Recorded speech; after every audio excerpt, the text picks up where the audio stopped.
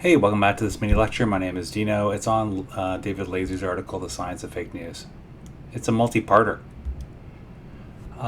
This first part deals with the trust in peace, end of mass media trust. It's like rest in peace, get it? Quote, general trust in the media collapsed at historic lows in 2016, especially on the political right, with 51% of Democrats and 40% of Republicans expressing a fair amount or a great deal of trust in mass media as a news source. So there's a political division there. Why is there a collapse in trust in mass media, and how do we restore that trust? Perhaps pause for a moment and think. In terms of what I believe, part of it is partisan divisions and their views of mass media, and obviously that's shown by these stats where Republicans have even a greater distrust of mass media. Social media, there's a lot of opinion, especially today, that goes against mainstream media narratives. So that's helped create this distrust as similarly opinion journalism. I think there's been just generally a move towards against mainstream media narratives. How can we restore this trust? Have greater factual journalism, focus more on that, decrease the amount of opinion-based journalism, perhaps have less social media news being shared. For example, like the Facebook news feed, it seems to have shifted a bit from being strictly about a news feed. It's more of just a feed of more personal news as opposed to more political news. Finally, we should try to disincentivize bad actors. Those are all things we could do. Actually, having them happen is a different story.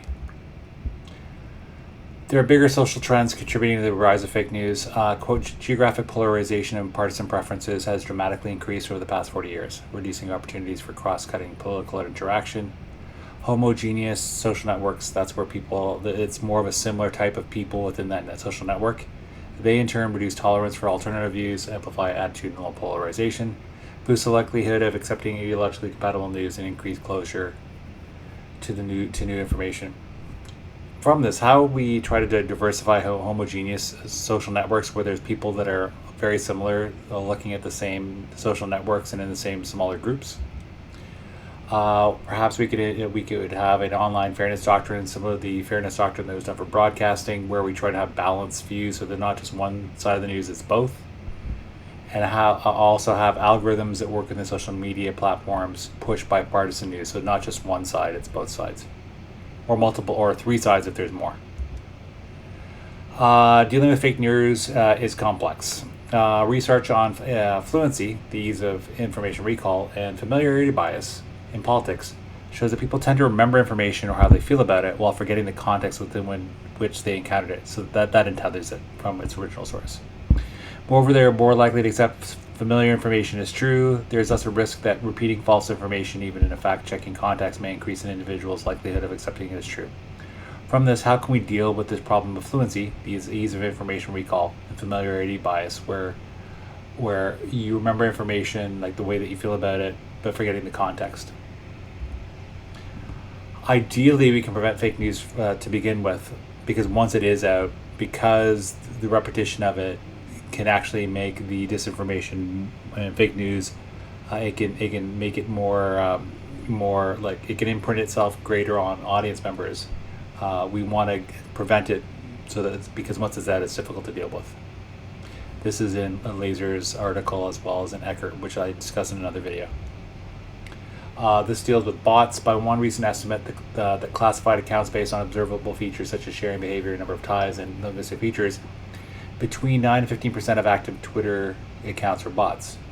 Facebook estimated that as many as 60 million bots may be infesting its platform. From this, what is a social bot and what jeopardy does bot activity pose?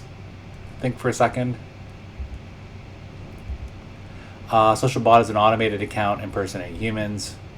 So as a result, it's a machine learning algorithms and accounts that are taking the place of what humans do online. Increasingly, as a result, it changes the information ecosystem. And what jeopardy does this bot activity pose?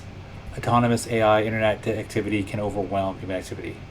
For example, at one time Google feared the inversion of an inversion on YouTube where, again, this bot activity overwhelmed human activity. As a result, algorithms that drive engagement will be based, if they're based on the greatest amount of activity possible, they might over time be based on what bots do because they're overwhelming the amount of human traffic. That is the Science of Fake News Part 1. What do you think about fake news? Do you believe in some of the claims that Lazer is making about fake news? How do we deal with issues like bots? How do we deal with fake news once it gets out? Please feel free to like this video.